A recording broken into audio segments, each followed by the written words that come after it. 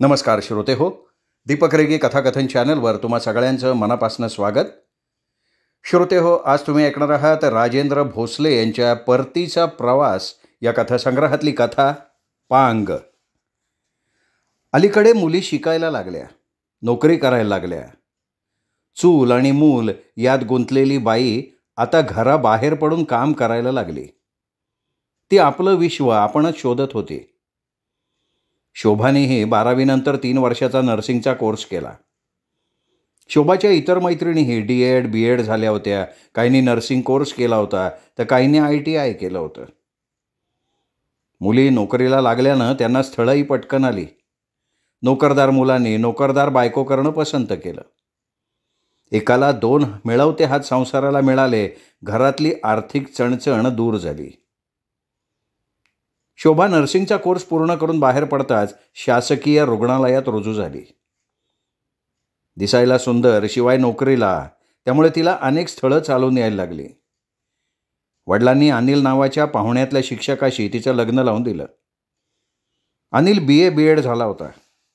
तालुक्यातल्या एका खेडेगावच्या जिल्हा परिषदेच्या शाळेत तो शिक्षक म्हणून कार्यरत होता.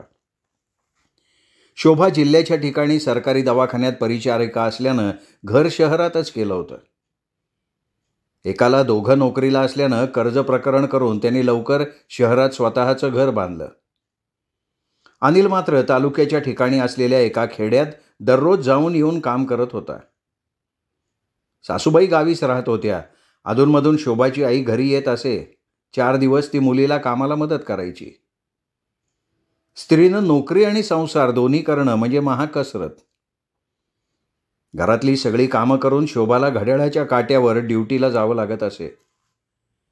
बऱ्याच वेळा नर्सिंगच्या वेगवेगळ्या शिफ्ट पडायच्या. त्यानुसार तिला तिची दिनचर्या ठरवावी लागत होती. तिला नाईट ड्युटीसुद्धा करायला लागायची. लग्नानंतर 2 वर्षात पाळणा हल्ला. शोभाला मुलगा झाला. माहेरी बाळंतपण पार पडलं. बारसंही तिथेच थाटामाटात पार पडलं. पहिला मुलगा झाल्यामुळे खूप कौतुक झालं. आता शोभावरचा घरकामाचा ताण वाढत चालला होता. मूल लहान असल्यानं आई 1.5 महिना तिच्याजवळ राहिली, पण आई तरी किती दिवस तिच्याकडे राहणार. आईच्या मागे वडिलांची देखभाल, धाकट्या भावंडांचं बघणं होतंच की. सासूबाई तिच्याजवळ राहायला तयार नव्हत्या. त्यांना गाव सुटत नव्हतं. सुरुवातीचे काही दिवस शेजाऱ्यांकडे मूल सांभाळायला देऊन ती आपली नोकरी करायला लागली. पण पुन्हा पुन्हा शेजारी टाळाटाळ करायला लागले. मग मुलाला ठेवायचं कुठे हा प्रश्न तिच्यापुढे निर्माण झाला. एक दिवशी अनिलला म्हणाली, "अहो ऐकलं का? बोल ना शोभा, बोल, काय विशेष? अहो आपल्या सौरभला सांभाळायला एखादी दाई बघा ना. मी त्याला सांभाळू का माझी ड्युटी करू? आणि शेजारीणबाईंना तरी किती त्रास द्यायचा नाही का? अगं पण चांगली दाई मिळेल का? आणि मिळाली तर ती सौरभला नीट सांभाळेल का? माझ्यावर खूप ताण आलाय हो. सासूबाईसुद्धा इथे येऊन राहायला तयार नाहीत. आईच्या मागे काम आहेत. तुम्ही शाळेत जाता, मला ड्युटीवर वेळेवर जायला लागतं.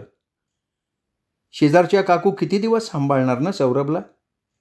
म्हणून म्हटलं पैसे गेले तर गेले, पण एखादी बाई ठेवावी सौरभला सांभाळण्यासाठी." "बरोबर आहे तुझं म्हणणं. मी बघतो एखादी बाई मिळते का सांभाळायला." अनिलने अनेक ठिकाणी चौकशी केली. पूर्ण वेळ मुलाला सांभाळणारी दाई काही मिळेना. एक दाई मिळाली, पण ती मोक्याच्या वेळी गैरहजर राहायला लागली. 2-3 दाया बदलून बघितल्या. काही दाया दांडा मारत, काही जणी सौरभला नीट सांभाळत नव्हत्या. एक दाई तर घरातल्या वस्तू, पैसे चोरायला लागली. त्यामुळे मिळालेल्या दाईवर उभयतांचा विश्वास बसेना. अखेर त्याला एका मित्रानं पाळणा घराचा पत्ता दिला. अनिलने तिथे जाऊन चौकशी केली. नोकरी करणाऱ्या स्त्रियांची मुलं तिथे सांभाळली जात होती. तिथे त्यांना दूध, बिस्किटं, वरणभात ठेवलेला होता. मुलांना खेळण्यासाठी विविध खेळणी ठेवण्यात आली होती. हे पाळणाघर दोघांनाही सोयीस्कर वाटल्यानं शेवटी त्यांनी सौरभसाठी त्या पाळणाघरात प्रवेश मिळवला. पाळणाघराची फी जबर होती, पण दोघेही नोकरीस असल्यानं पैशाचा प्रश्न नव्हता.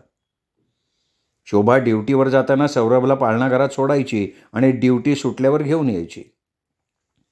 कधीकधी शोभा ड्युटीवर असेल तर अनिल सौरभला घरी घेऊन यायचा. 8 तास मूल पाळणाघरातच राहत होतं. मुलाची शिशू काढणं, वेळ पडल्यास नाऊ घालणं, त्याला भूक लागल्यावर बाटलीनं दूध पाजणं, ही सगळी व्यवस्था तिथे होती. मोठ्या थोराड पोरांसाठी मऊ भाकरी, भाजीपोळी किंवा वरण भात, शिरासुद्धा दिला जायचा. बिस्किटं दिली जायची. नोकरी करणाऱ्या स्त्रियांसाठी पाळणाघर एक संजीवनी होती. शोभा आणि अनिल आपल्या नोकरीत व्यस्त असत. आठवड्यातून एखादा सुट्टीचा दिवस दोघांना बोलायला मिळायचा. सौरभ पाळणाघरातच दिवसादिवसानं मोठा होत होता. ड्युटीवर असतानाही शोभाला सौरभची काळजी वाटायची. त्याला वेळेवर दूध देतात ना, सौरभ रडत तर नसेल ना, तो आजारी तर नसेल ना, असे नाना सवाल उगाचच शोभाच्या मनात यायचे. ड्युटी सुटल्यावर ती धावत पळत पाळणाघरात जायची आणि सौरभला कुशीत घेऊन पटापटा मुखे घ्यायची. शोभा पाळणाघरात आली की सौरभ तिच्या कुशीत शिरायचा. शोभाही मातृवात्सल्यानं त्याला दूध पाजायची. सौरभ 4 वर्षांचा झाला त्यानंतर दोघांनीही दुसऱ्या मुलाला जन्म द्यायचा निर्णय घेतला. सौरभला बालवाडीत घालण्यात आलं. शाळेची गाडी न्यायला आणि आणायला येत असे. पण तरीही त्याला एकटा घरी ठेवणं कठीण असल्यानं तिने सौरभची पाळणाघराची नाळ काही तोडली नाही. सौरभची बालवाडी, अनिलची नोकरी, स्वतःची नोकरी, यात तिचा दिवस कसा जातो तिला कळतही नसे. अशातच काही कालावधीत त्यांच्या बदल्या होत त्याप्रमाणे त्यांना पुन्हा जुळवून घ्यावं लागत असे. कुठेही बदली झाली तरी ते अवघं घर बदलत नसत. दुसऱ्या खेपेला तिला मुलगी झाली. तिचं नाव कीर्ती ठेवलं. शासकीय नियमाप्रमाणे 2 अपत्यांवर तिने कुटुंब नियोजनाचं ऑपरेशन करून घेतलं आणि मुलीलाही पाळणाघरात धाडण्यात आलं. सौरभप्रमाणे कीर्तीही पाळणाघरात मोठी व्हायला लागली. दिवसामागून दिवस गेले, मुलं मोठी झाली, स्वतःची कामं स्वतः करी लागली आणि मग शोभाने मोकळा श्वास घेतला. सौरभला, कीर्तीला त्यांनी उच्च शिक्षण दिलं. सौरभला इंजिनियर केलं तर कीर्तीला डॉक्टर. सौरभ इंजिनियर झाल्यानं मुंबई इथे जाऊन नोकरी करायला लागला. तिथेच त्यांनी कंपनीतल्या सुवर्णा नावाच्या मुलीशी विवाह केला आणि कीर्तीला एक डॉक्टर पती बघून दिला. कीर्तीसुद्धा पुण्यासारख्या शहरात नवऱ्याबरोबर स्वतःच्या हॉस्पिटलमध्ये काम करायला लागली. शोभाला आयुष्य एक कृतकृत्य झाल्यासारखं वाटायला लागलं. मुलांना पाळणाघरात वाढवून सुद्धा आपण किती उच्च शिक्षित केलं याचा तिला अभिमान वाटायला लागला. वयाची 58 वर्ष झाल्यावर अनिल सेवानिवृत्त झाला. एव्हाना तो सौरभ आणि कीर्तीच्या 2 नातवंडांचा आजोबा झाला होता. 2-3 वर्षांनी शोभासुद्धा सेवानिवृत्त झाली. दोघेही पेन्शन घ्यायला लागले. दोन्ही मुलांची लग्न झाल्यानं आणि मुलगा, सून, मुलगी, जावई असल्यानं लक्ष्मी घरात पाणी भरत होती. आनंदी आनंद होता घरामध्ये. एक दिवशी एका दुर्दैवी अपघातात अनिलचा मृत्यू झाला. सकाळी पायी फिरायला गेलेला असताना एका भरधाव येणाऱ्या मोटारीनं त्याला मागणं धडक दिली आणि तो अपघात इतका जबरदस्त होता की अनिल 20-25 फूट वर उडाला, खाली आपटला. त्याचं डोकं फुटलं. तो जागेवर गतप्राण झाला. शोभावर मोठं संकट कोसळलं. मुलगा मुंबईत, मुलगी आपल्या सासरी. इथे नवऱ्याचा आधार होता तोही गेला. काही दिवस ती मुलाकडेच गेली, मुंबईला राहिली. पण सुनेबरोबर तिचं काही पटेना. आयुष्यभर नोकरी केल्यामुळे ती स्वाभिमानी होती. पण सुनबाईसुद्धा मोठ्या कंपनीत इंजिनियर होती. सुनबाईच्या वर्चस्वाखाली राहणं तिला काही जमेना. तिच्या मनाचा कोंडमारा व्हायला लागला. तिला काही बोलताही येईना. सासू सुनेत सतत खटके उडायला लागले. छोट्याशा गोष्टींना निर्माण झालेली ठिणगी रौद्ररूप धारण करायला लागली. सौरभला सांगावं म्हटलं तर तो बायकोची बाजू घ्यायला लागला.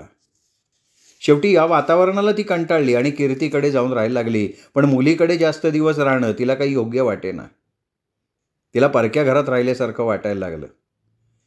ती परत स्वगृही आली. स्वतःच्या घरी एकटी राहायला लागली. पण थोडं वय झाल्यावर मात्र तिला सतत वैद्यकीय सेवेची गरज भासायला लागली. आजारी पडल्यावर ती मुलाला, सुनेला फोन करून बोलवून घ्यायला लागली. सुरुवातीला मुलगा, सून, मुलगी, जावई, नातवंड पळत पळत आले. पण सततच्या शोभाच्या आजारपणामुळे तिला ते टाळायला लागले. त्यांनी तिच्यासाठी एक पगारी दाई ठेवली. पण ती दाई पुढे पुढे नीट काम करेना. त्यामुळे तिला काढून टाकलं. आता मात्र शोभाला एकटेपणा खायला लागला. नातातल्या माणसांची गरज भासायला लागली. आयुष्यभर तिने नोकरी केल्यामुळे भाऊ बहीण भावजय नणंदा सासू सासरे मावस भाऊ बहीण अशी नाती जपलेलीच नव्हती. किंबहुना त्या काळात तिला नात्याची थोडी गरजही भासलेली नव्हती. पण आता मात्र तिला आधारासाठी नातेसंबंध आठवायला लागले. पण कधीही कोणाच्याही मदतीला न गेलेल्या शोभाच्या मदतीला कोणी येत नसे, कारण नोकरीवर असताना ती कोणाकडे जात येत नसे. कुणाच्या कार्यक्रमाला ती हजर राहत नसे. ड्युटीची ढाल पुढे करून एखाद्या जवळच्या नातेवाईकाच्या मैतालाही ती जात नसे. त्यामुळे अनेक नाती आता दुरावलेली होती. मग केवळ मुलगा मुलगी सून जावई आणि नातवंड यांच्या भरवशावरती राहायला लागली. मुलगा मुलगी आपापल्या संसारात गरक होते. एकदा सौरभ गावाकडे आल्यावर आईला म्हणाला, आई अगं तू माझ्याकडे का नाही राहत? तू आजारी पडलीस ना की मला सारखी रजा काढून यायला लागतं. आता कंपनीवाले ओरडायला लागलेत. वारंवार रजा मिळणं आता यापुढे नाही शक्य होणार ग. नको रे बाबा, मला आपलं हेच घर बरं वाटतं. मुंबईत नाही करमत रे मला. अहो असं म्हणून कसं चालेल सासूबाई? तुम्ही आमच्याकडे आलात तर आम्हालाही आधार वाटेल. तुमचंही आजारपण दवाखाना आम्हाला वेळेवर बघता येईल ना. नको गसूनबाई, कसं आहे ना, दुरून डोंगर साजरे असतात. मी राहीन एकटी बापडी. मला पेन्शन येते, त्यांची पेन्शन चालू आहे. खर्चाची काही काळजी नाही का? अगं आई, खर्चाचं कोण काय बोललं आहे? आता या उतार वयात तुला माणसांचा आधार पाहिजे ना, म्हणून आम्ही ठरवलं आहे तुला मुंबईला न्यायचं. अगं म्हणजे आमच्या मुलांना सुद्धा आजीचं प्रेम मिळेल ना. नाही नको रे बाळा, मी इथे ठीक आहे. आई अगं तुझं म्हणणं ठीक आहे, पण आम्हाला सतत येणं जाणं नाही ना होत. वारंवार रजेचा घेतली तर प्रॉब्लेम येतो. शिवाय हे अंतरही खूप लांब पडतं आहे.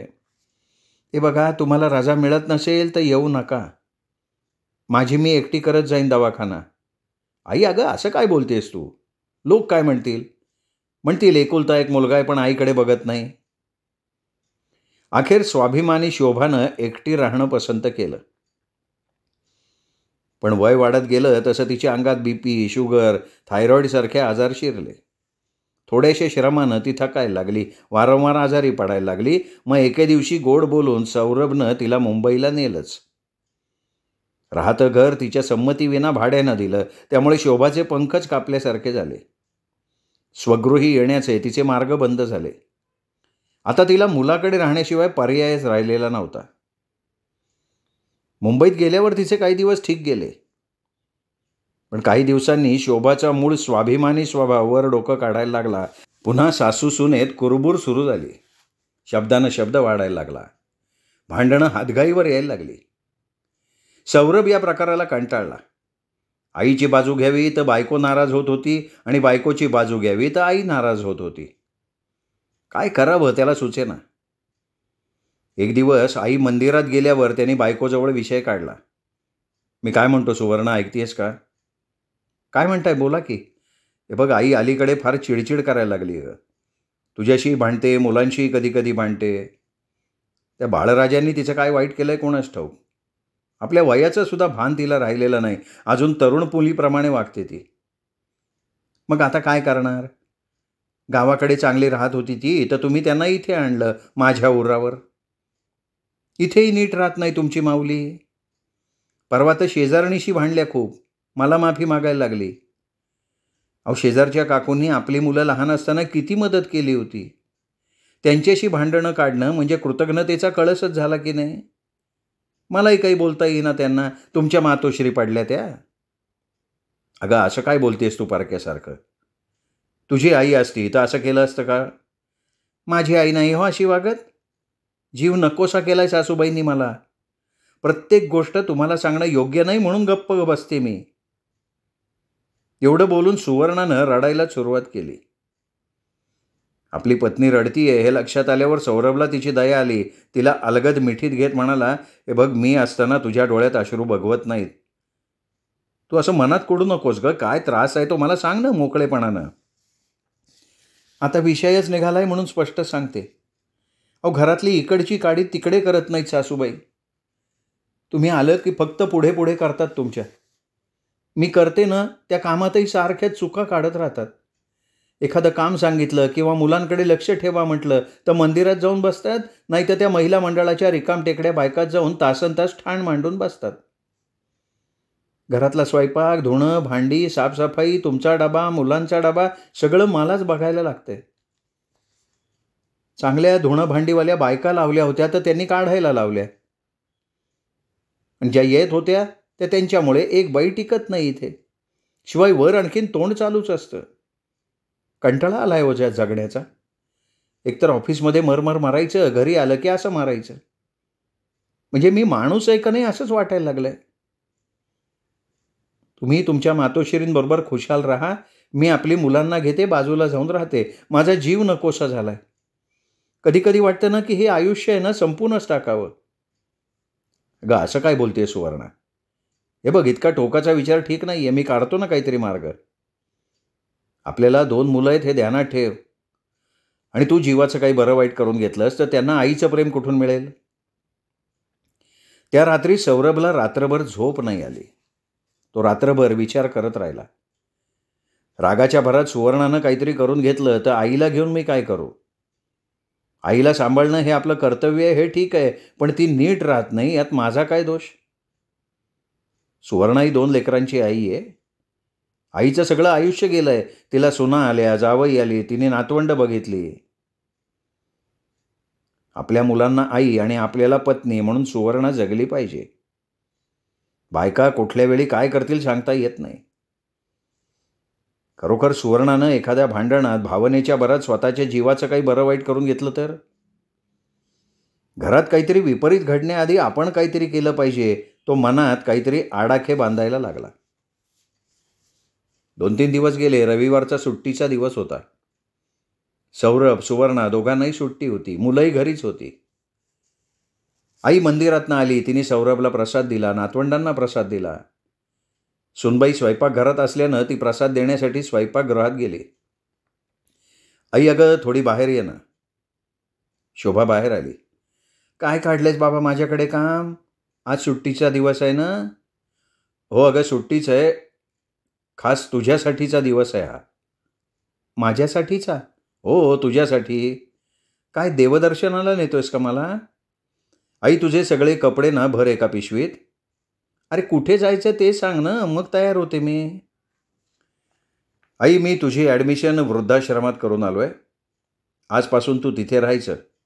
तिथे सगळं चांगलं आहे. 1 वेळ नाश्ता, 2 वेळ चहा, 2 वेळा जेवण, आठवड्यातून एकदा स्वीट आणि नॉनव्हेज. वैद्यकीय सुविधासुद्धा आहे. भरपूर वृद्ध लोक राहतात तिथे. मी तिथे पैसे भरून आलो आहे आणि तूही तिथे राहावं असं माझं आणि सुवर्णाचं मत आहे. काय बोलतोय सौरभ तू? तू मला वृद्धाश्रमात ठेवणार आहेस?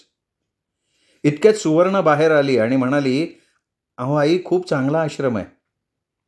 आमच्या साहेबांचे आईबाबा ना तिथेच राहतात आनंदाने. खरं तर त्याला वृद्धाश्रम म्हणणं चुकीचं आहे. आनंदाश्रम म्हणायला हवं त्याला. कसं आहे ना, आम्हाला नोकऱ्या असल्यामुळे तुमच्याकडे लक्ष देणं होत नाही. त्यामुळे आनंदाश्रम हा पर्याय खूप चांगला आहे. अरे पण भरलं घर सोडून मला का सोडताय तुम्ही तिथे? आपली माणसं सोडायची आणि परक्या माणसात जाऊन राहायचं. खाण्यापिण्यासाठी का तिथे जाऊन राहायचं? हे बघा, आपली माणसं सोडून परक्या लोकात राहणं मला जमणार नाही. माझं काही चुकलंय का वागण्या बोलण्यात ते सांगा. शोभाला या दोघांच्या बदलाचं फार आश्चर्य वाटत होतं. आई, तुला आपल्या माणसात राहायच्या अनेक संधी दिल्या, पण तू तुझा हेका सोडायला तयार नाहीयेस. सतत सुवर्णाशी तुझं भांडण चालू असतं. आता तर नातवंडांशी तू भांडायला लागली. खरं तर तुझं काही चुकलेलं नाहीये, चुकलं आमचं आहे. तुला आम्ही आपुलकीने इथे आणलं. तुला गावातच कुजू द्यायला हवं होतं. मग मला आपल्या घरी सोड, मी गावी जाते. हे बघ, मी कुठल्याही वृद्धाश्रमात राहणार नाही, मला गावाला नेऊन सोड. असा हट्ट नको करू, कारण आपल्या घराचा भाडेकरूचा करार अजून संपलेला नाही आहे. आपले भाडेकरू चांगले आहेत, वेळच्या वेळी भाडं देत आहेत आणि तेच भाडं मी दरमहा आनंदाश्रमात भरणार आहे. मी तुला गावी जाऊन राहू देणार नाही. तिथे तू आणखीन आम्हाला बदनाम करशील आणि इथे आनंदाश्रमात ठेवल्यावर मला आठवड्यातून एकदा तुला भेटणं सोयीचं होईल. शिवाय दवाखान्याचं सगळं ते आश्रमवाले बघतात, त्यामुळे दवाखान्याचा प्रश्न राहणार नाही. गावाकडे तुला पाठवलं ना तर सगळं जग आमच्यावर थुंकेल. शिवाय आनंदाश्रम ही संकल्पना समाजात चांगली रूढ झाली आहे. घरात राहून रोज भांडणं करण्यापेक्षा, भांडण टोकाला जाण्यापेक्षा तू आनंदाश्रमात राहणं ठीक आहे. किती निर्दयी झालायस रे सौरभ. हे बघ, त्या वृद्धाश्रमात राहण्यापेक्षा मी लेकीकडे जाऊन राहीन. मला 2 पेन्शन्स आहेत, तिला देईन त्या, आणि तिच्या घरी राहीन हक्काने. माझी लेक मला नाही दूर लोटणार. हे बघ, पाहुण्याच्या दारात आम्ही तुला राहू देणार नाही. लेक असताना तू लेकीजवळ राहू शकणार नाहीस. तुला नाही, लोक आम्हाला नावं ठेवतील. अगं शिवाय ते पाहुणे, ते तुला किती दिवस सांभाळणार. त्यामुळे एक तर तुला माझ्याजवळ राहावं लागेल, नाही तर आनंदाश्रमात तरी राहायला लागेल. अरे पण असा विचार तुम्ही करताच कसे. तुझे बाबा असते तर ही वेळ माझ्यावर आली नसती.